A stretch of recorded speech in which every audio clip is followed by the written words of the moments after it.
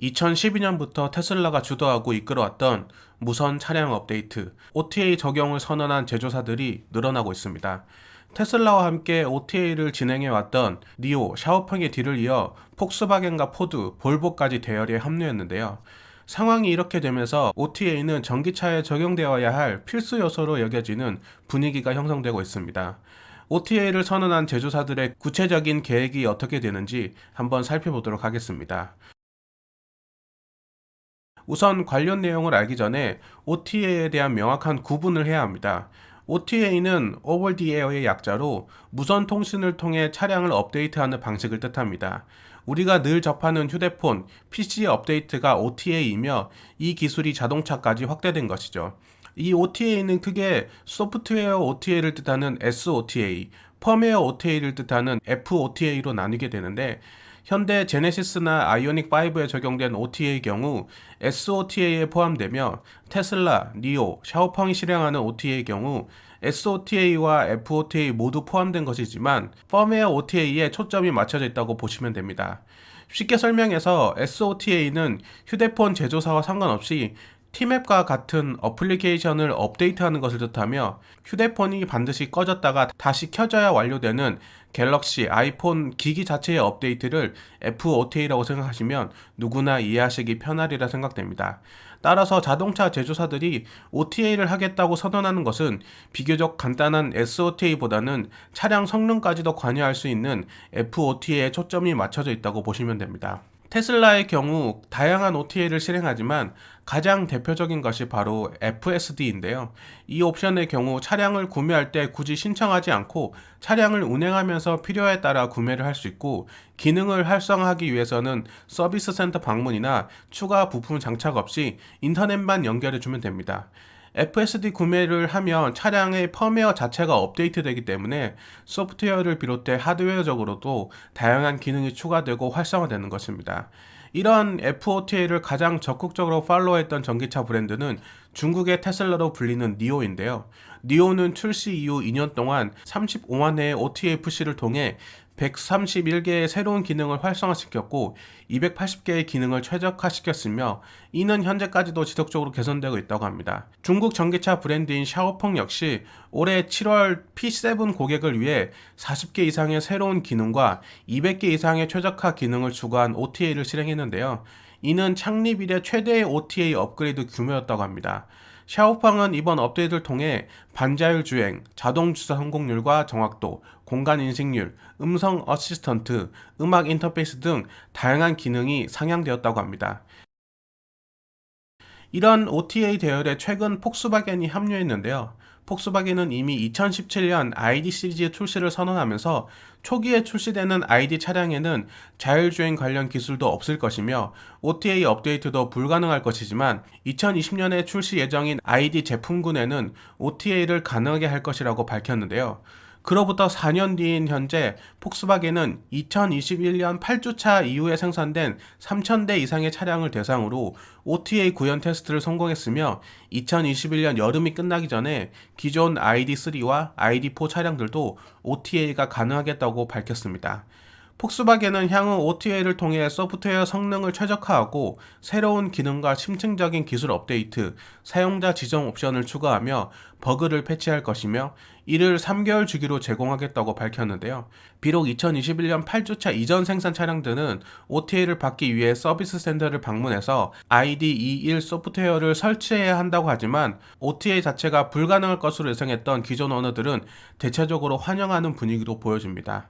볼보와 폴스타 역시 OTA를 시작한다고 발표했는데요. CMA 플랫폼을 기반으로 한 볼보 XC40 리차지와 폴스타2부터 적용할 예정이라고 합니다. 두 모델은 OTA를 통해 기본 소프트웨어와 안드로이드 오토 운영체제 업데이트는 물론 충전 속도 증가, 주행 범위 개선을 비롯해 블루투스와 온도 조절, 카메라와 같은 편의사항 업데이트와 안전 관련 버그를 수정하겠다고 밝혔는데요. 특히 안전의 대명사인 볼보답게 운전 중 기존 차량들이 경험했던 위험사항에 대해 클라우드를 기반으로 데이터를 수집하고 이를 다른 볼보와 폴스타 차량에 적용하여 위험에 대해서 경고하고 안전운전을 개선하는 커넥티드 세이프티 기능도 구현하겠다고 합니다. 이는 우리가 내비게이션에서 흔히 듣는 전방의 사고 다발 구역입니다에 구체적인 버전이라고 볼 수 있는데요. 기존 볼보와 폴스타 차량이 이 구역에서 미끄러져 사고가 났거나 위험을 겪었다면 이 지역을 지나가는 다른 볼보와 폴스타에게도 미리 알려주는 것이죠. 포드 역시 OTA를 진행한다고 밝혔지만 조심스럽고 보수적으로 접근하는 것처럼 보여집니다.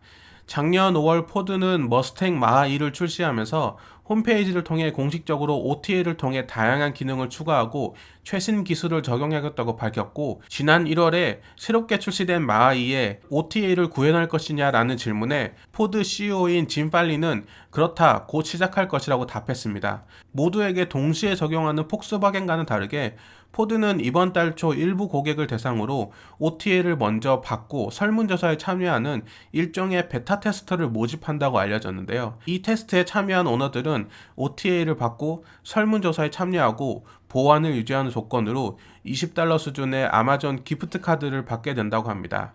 초대를 받은 오너들은 기뻐하고 적극적인 관심을 보이고 있다고 하는데요. 포드는 이 베타 테스트를 통해 OTA 확대에 대한 최종 점검을 한 뒤 다른 오너들에게도 적용할 것으로 보여집니다. 새롭게 OTA를 선언한 제조사와 차종을 살펴보면 모두 전기차 전용 플랫폼을 통해 출시된 차량임을 확인할 수 있습니다. 그렇게 현대자동차의 첫 전용 플랫폼 전기차인 아이오닉 시리즈도 현재는 내비게이션에 한정된 SOTA가 적용되어 있지만 향후 폭스바겐 ID 시리즈처럼 FOTA가 적용될 확률이 매우 높아 보입니다. 실제로 현대자동차는 FOTA를 적용하기 위해 2019년부터 2세대 통합 ECU 개발에 돌입하였고 완료할 예정 혹은 완료되었다는 것으로 알려져 있습니다. 기존에 흩어져 있던 ECU들을 통합하여 만든 통합 ECU는 FOT를 구현하는 하드웨어적인 기본 요소이기 때문이죠. 현대자동차는 통합 ECU를 바탕으로 출력, 주행거리 등 성능 향상은 물론 첨단 운전자 보조 시스템 기능 변화, 커넥티비티 기능이 가능할 것이라는 계획이 알려지기도 했는데요. 폭스바겐처럼 기존 아이오닉 5 차량들도 서비스 센터에서 업그레이드를 받고 난 뒤 가능해질지, 혹은 새롭게 출시될 아이오닉 시리즈나 제네시스 전기차에만 가능할지는 조금 더 지켜봐야 알 것 같습니다. 이처럼 전기차 시장 확대에 대한 포부를 갖고 있거나 전기차로 전환을 시도하고 있는 글로벌 대형 제조사들이 너도 나도 OTA 기술을 채택하고 있습니다. 이는 단순히 자동차 업계가 엔진이 모터로 바뀌는 하드웨어적인 변화와 더불어 돌처럼 굳어있던 펌웨어까지 변화의 흐름을 타고 있다고 해도 과언이 아닌데요. 2025년까지 전 세계에 판매되는 차량들의 79%가 OTA 기능을 갖출 것이라는 예상 데이터도 나올 만큼 큰 흐름이라고 생각됩니다. 하지만 새로운 기술과 흐름은 늘 기존 세력의 저항을 받게 됩니다. 특히 안정적이고 익숙함을 추구하는 소비자들에게는 OTA는 큰 불편 사항으로 다가올 수 있기 때문입니다. 빠른 변화에 대한 어색함과 그 과정에서 겪을 수 있는 불편함을 피할 수는 없겠지만, 그럼에도 불구하고 OTA는 기존 자동차 업계와 소비자들 관계의 판을 뒤집어 엎을 수 있는 핵심 요소라고 생각되는데요. 다음 영상에서는 OTA 장단점과 필요성, 그리고 테슬라가 OTA를 주도했던 이유들에 대해서 한번 다뤄볼까 합니다. 오늘도 소중한 시간 제 영상에 투자해 주셔서 감사합니다. 좋은 하루 되세요.